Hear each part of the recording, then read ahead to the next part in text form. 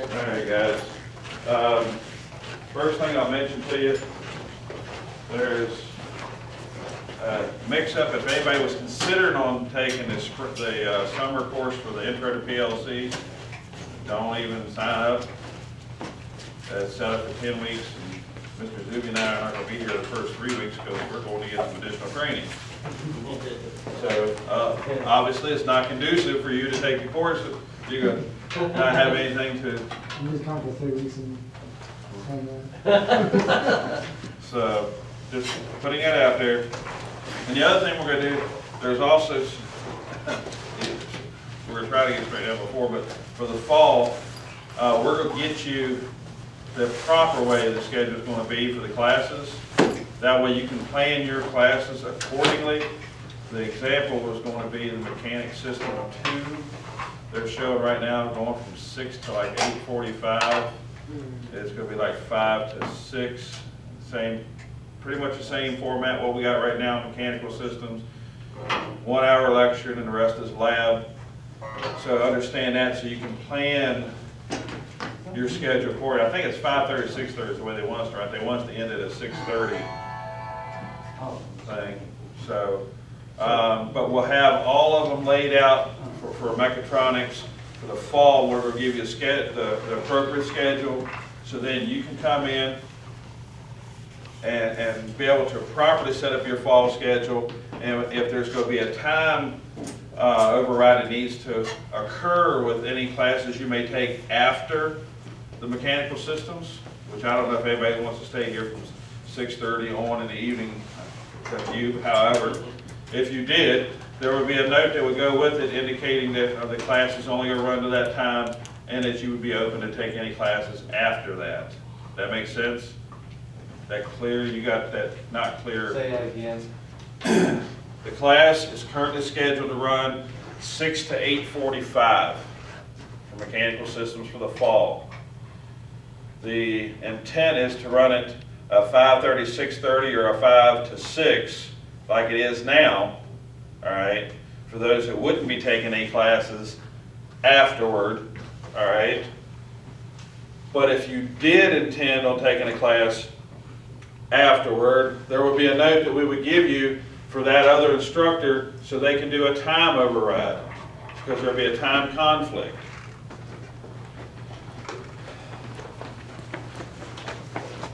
That makes sense? So for those who will be taking the mechanical systems 2 in the fall, that way you'd fully understand, what's going on. There's some discrepancy on the PLC class that's going to be on Fridays. So we'll work all that out, but what we'll do, we'll have you a complete printout and we'll hand it to all those that are the second semester mechatronics students, or those that would be taking the PLC, the mechanical systems 2, and so forth, a chart so then you can properly, I'll again say properly, set your schedule for classes. All right, is that clear now? Mr. Klein, if you would like the actual mechanics test to go along with the answers that you have there so you can look over, you may have one. Will there be any summer classes available? The only summer class that we wanted to have more, but the only one we was going to have available was the intro and the PLC. And instead of doing the PLC for 5 weeks like we was going to, they had, for some reason, the scheduling put it at 10 weeks, and we're not going to be here the first 3 weeks. We know for sure not the first week, because we're going to Pennsylvania to get certified with Siemens. And then the next 2 weeks was to get certification for Mr. Zuby and myself and the college for Siemens Mechatronics. I mean, it's just not Siemens program, but actually Siemens Mechatronics. So then you all will be able to, at the end of your 2 years, sit down for an assessment from Siemens and get a certificate from them, as well as Blue Ridge. See, we're looking out for you guys. We want to make sure you get. We're looking to have at least one industry-specific certification to go with it. We're also trying to work with Parker to get books cheaper. So you get 2 other industry specific, and on a better note, we did get approved for the big mechatronics grant, which means it makes it a lot better now that we're going to be able to get even more equipment in here for your mechatronics program. So I mean that's good news. We thought we was about to do a couple grants, but we was able to get at least one large grant. We're actually looking possibly at another grant just for robotics, because we want to get the FANUC robots in here. That is, and that would afford you a 4th industry-specific certification. I know for some of you it may not mean anything, but if you've been in the industry, John, you can truly relate to this, and Mike, those certifications from the companies that's been in the field for many years means a lot to these companies. I mean, don't get me wrong, a lot of them recognize and are ecstatic about the fact that you're at Blue Ridge. However, you leave the Panhandle, and I've heard you mention it, I'm going west. All right? Well, going west, they don't know Blue Ridge. You can try to give them a copy of the curriculum, however, you start saying Siemens, Allen Bradley, FANUC, Parker, they'll recognize those names. I don't care where you go. If they're in industry, they're going to recognize those names. All right? So that's the reason we want you to have those industry-specific certifications. All right, any questions? And just to help add additional clarity, you understand that 50% of your grade is labs. All right?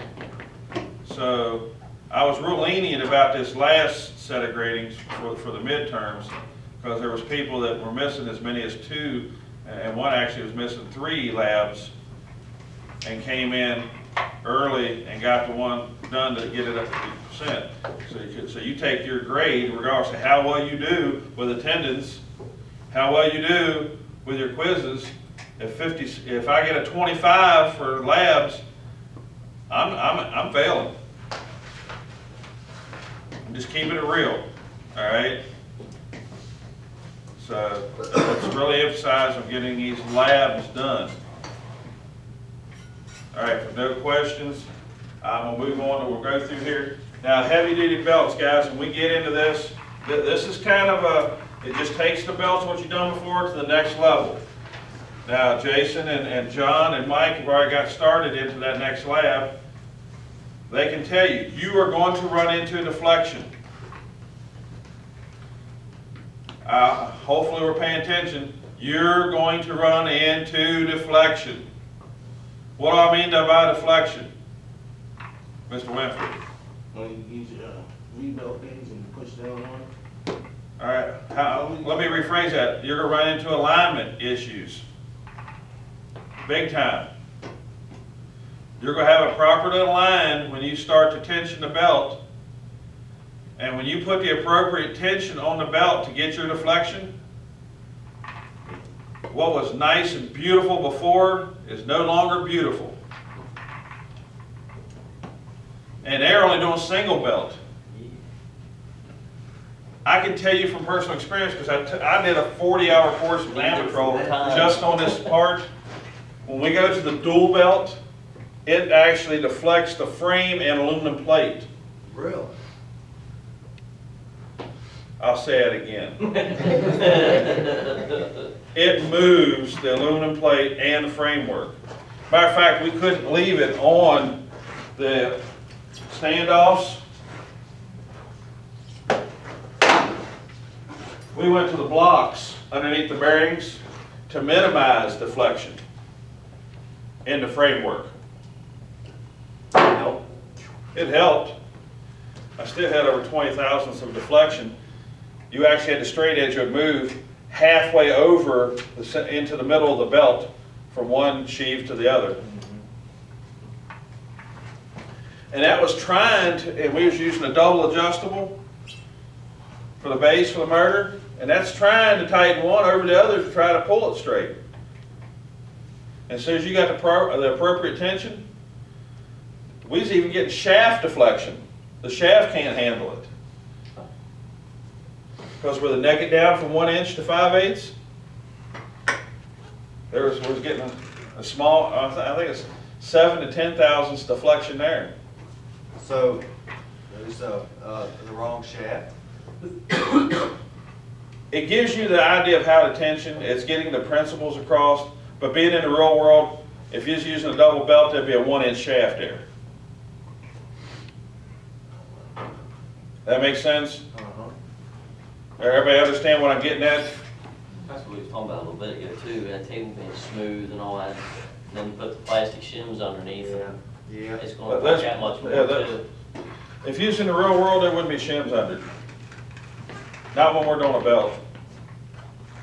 Those surfaces would have been mated up.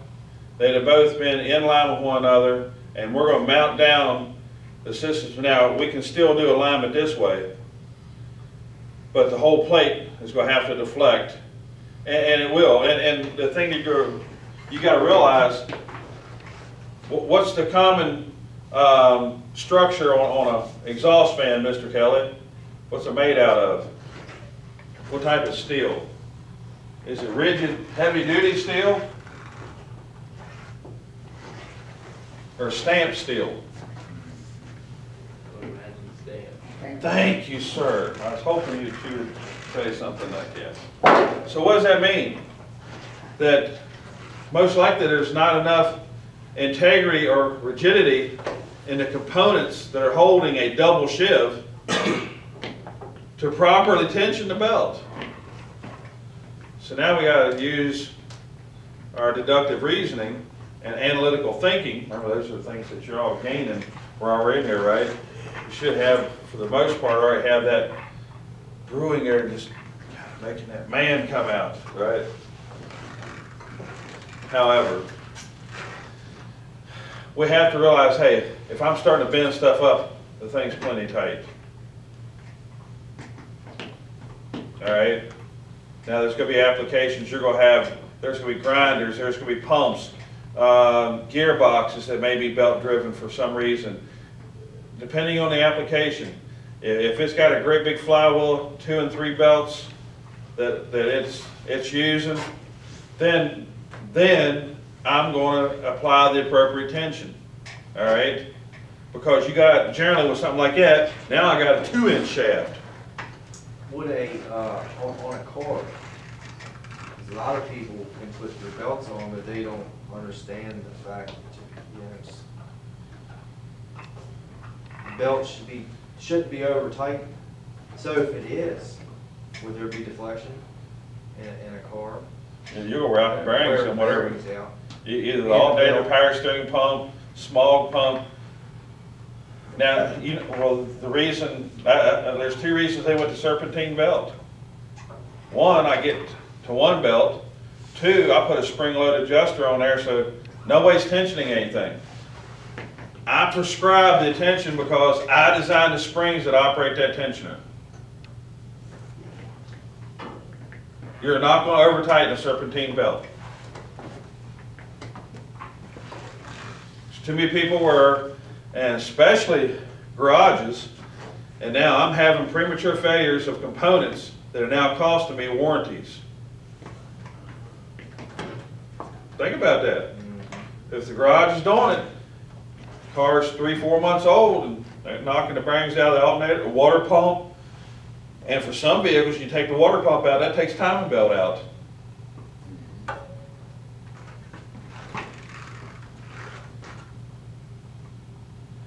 Now you're really getting serious.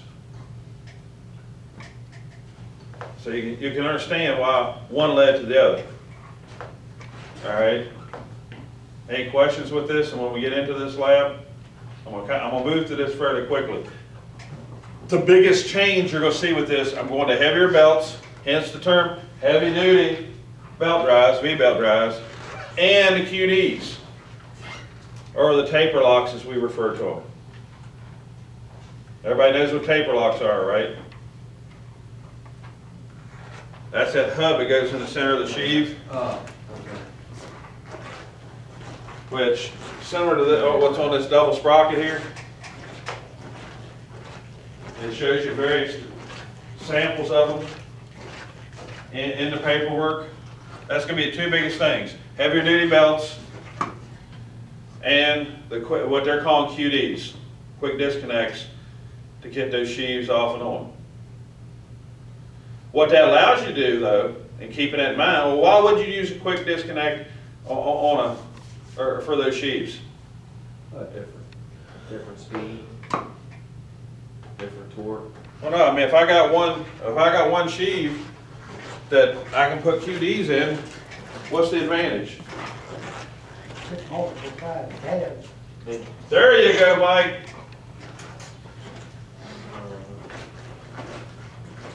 So now, this has got a 5/8 shaft it can run on. I could also run this on 1 inch shaft or 1.5 inch shaft, if the inner bore of this will accommodate.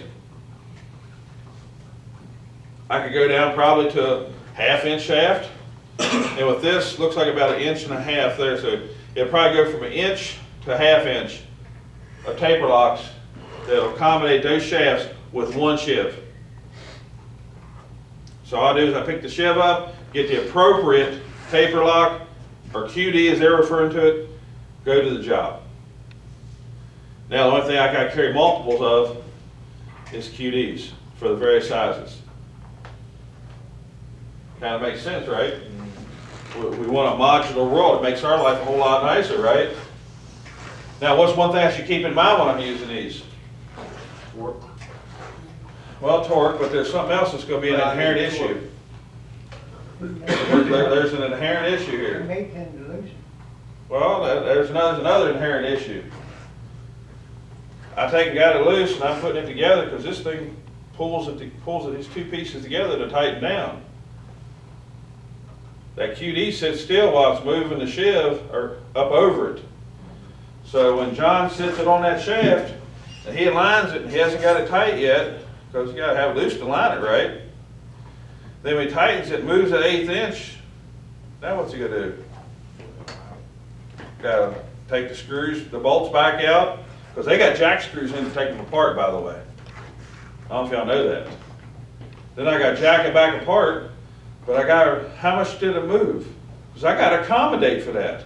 So now if it moved to 1/8 inch, I got to move it inboard 1/8, because when I tighten it, I'm coming to alignment. Is this registering what I'm telling you? Everybody got a yes going on? Dalton, you right with me on what I'm talking about? Doesn't really give me a comfortable feeling, that look I'm getting. This QD that's in here can slide, so when you tighten it, it pulls it. So you got to allow for whatever it's going to move. Some may be only a 1/16, some may be as much as an 1/8. All right? Does that make sense? And the other thing that you may have to take in consideration, that if it has a set screw to lock the key down, and if it would be one in this scenario, I have to lock it down first, then bring the shiv up over it. Or otherwise, then I take the whole thing apart. All right? There's some planning with this one. The other one, I'm just tightening set screws where I want it. Right? This, I have to think. I mean, it's my friend because now I can use many applications, but I have to think. As long as I'm using that analytical mind that I have, this is not an issue. But I will reiterate, when we get into this double V-belt, as soon as you start tightening, you're going to notice that you'll actually be able to look down and see that it's candid. I couldn't have. I mean, like I said, you all just did a single belt, and how many times you take it apart to try to do it? 4? 4 times with a single belt. And like, the last time we did it, I stressed it past a little further than what we did when you was there. And I think it's where it needs to be now. But we gotta take it past. What was you using, a B37? P34. B37? Yeah. 37. That's be 37. I hate it when I think I'm wrong. That's the belt they used. just a little bit heavier duty belt. And they're getting all kinds of havoc just changing belt. All right. So now you all gained from their experience. All right. Any questions?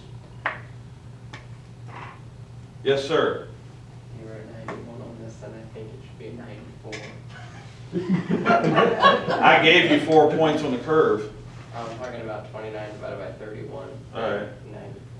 I gave you I gave you a curve on it, so I was just checking. you got a curve on it. Okay.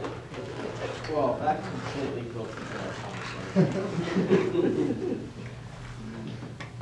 If that helps. Working on that. I guess. I don't know. I just point that out. I appreciate that. I had no few made mistakes. No, what I did was to go through it after I found out that everybody was curving the wrong way, I recurved it the other way. And then the other thing I found, you talking about the mechanical or hydraulic? Hydraulic. All right. If you look at the mechanical, the paper, or the answer key that went with it, 5, 6, and 7, and the answer key were wrong. So at first you seen a lot of papers that had them marked wrong, and I had to go back through them because I started seeing a common denominator. It's like, why is everybody getting the same ones wrong? This doesn't make sense. So went back through, reread the question, read the answer they went with it, and went accordingly. All right? But So do I I'll check the paperwork, all right? so do I have 4 on this or not? You have what? So do I have 4 on this or not? On what, on which one? That ain't what I think. No, he's talking about the hydraulic. Which one did you put curve on? I put curve on the mechanical. So it was like 4 questions wasn't there. Think about it. It doesn't help now. If you told me that before I thought about it, that would have helped. But no, I only thought about it. There's gonna be a lot that you run into in life that way. All right. Any other questions? Are we good? All right, let's go through this and then we'll get you all out of here. All right. So I went through and we talked about the bushings, the QDs, and they're gonna let you know there's a couple different types. There's several different types that bolt in. There's others that actually use set screws to tension it. The sprocket over there actually has set screws in it. Here it shows you how it's broke down. All right? And remember, when you take them back apart, all you do is take 2 or 3, depending on how it's lined up, screws and move them and jack it apart with the 3 screws you just tightened it and held it in place with. All right? Just don't leave one of them in and think that you're going to jack it apart with the other 2. It has 3. They tend to twist off. The other thing, be cautious when you tighten these up, guys. You can twist those heads off. All right? Everybody understand that? Here they're showing you the 2 different designs.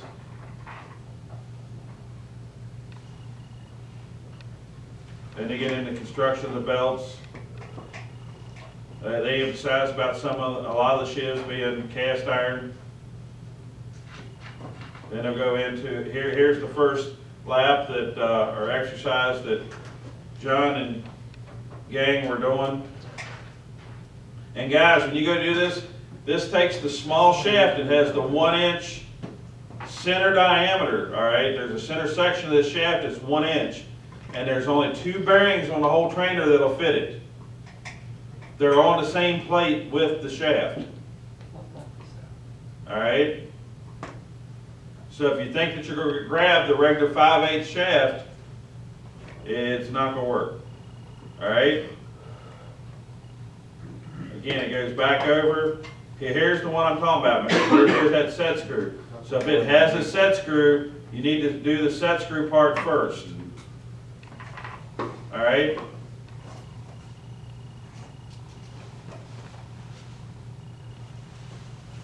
You ain't got just showing you. There's the proper arrangement on the motor shaft.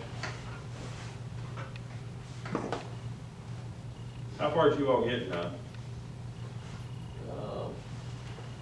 I mean, it's not Fast been charge, so yeah, used to steel. we used to charge. We're belt deflection. Yeah, we were belt deflection, right? Lining everything up. Belt deflection and then I backed mean, up. there's a nice picture how it sets up. Again, it is the same bearings, same standoff, same shaft as when you get into the dual belt. All right? However, when we do that, I'm pretty sure the bearings or the bolts that you use to hold this will line up with those, will be appropriately lengthed for those blocks. All right? If you use this, this causes even more deflection. We don't need any more. And this was the setup I used in Jeffersonville or down there at Louisville, whichever you refer to it. Just one's one side of the river and one the other. And every time you start to get the belt close to tension, one guy that was with us, he'd have a straight edge. And, I mean, at one point we had a straight edge actually going clean across the belt. I was like, oh my goodness. So I'm going to tell you from personal experience on that. There you go. That showed a triple belt. I wouldn't use it in that setup, but however, I mean, it's just an example. If you need that much force, shouldn't you be using a chain? Not with some of the systems because of the jerk that it can be. With this one, yes. With what they're showing there, that being a pump, you would most likely use. But there can be some harmonics that can be going because of either the pump or the motor and causing the wear on the other. Where you see the belts are used, especially in grinders or something that can stop real quick and cause damage to the chain and the components, the belt can handle the slippage and other drive mechanisms wouldn't. There'd be catastrophic failure, so to speak.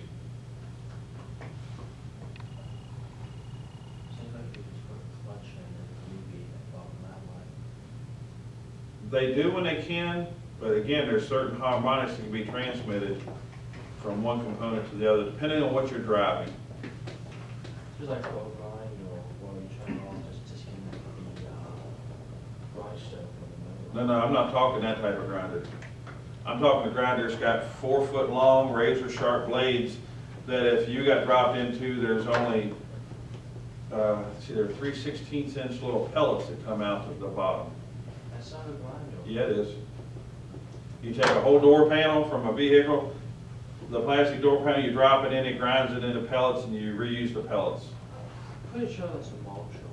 Now, actually, it's called a grinder. Yeah, they have one of those in Veriform. Yep.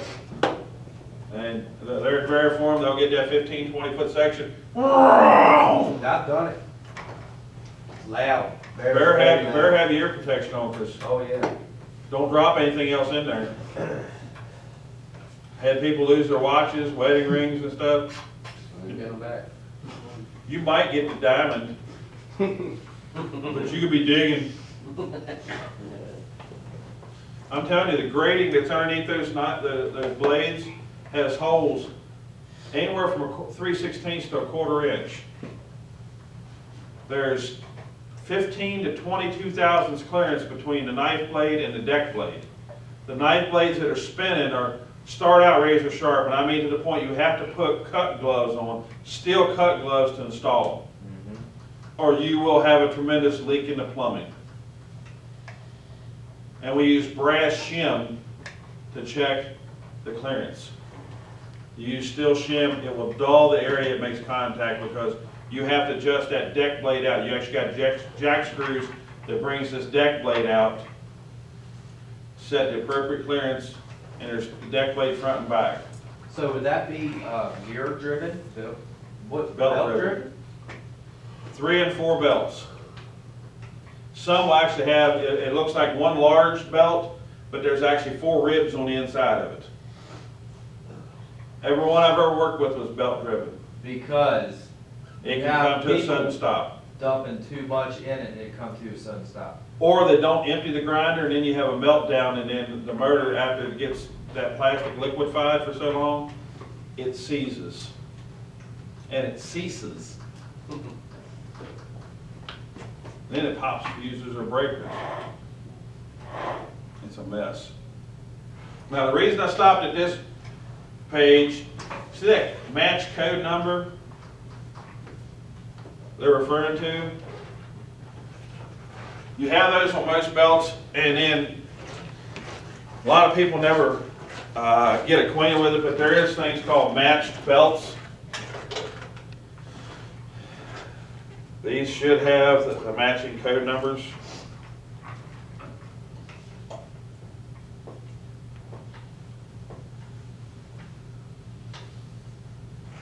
What's his name? Document on this one. Now this, this one doesn't have the code numbers, but you'll have a code number for belts that'll be matching.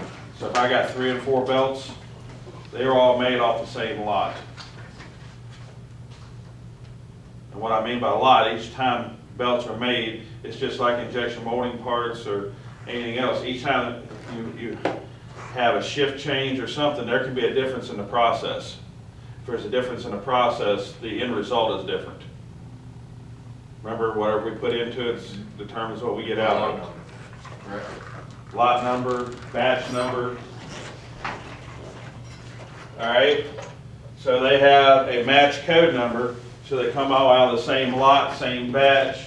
We understand how it goes about, right?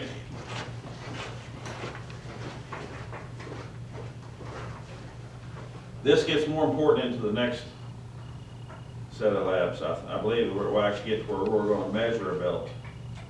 Again, there's the setup. Real clear how it's set up. Again, when we get into the double shifts, which is coming up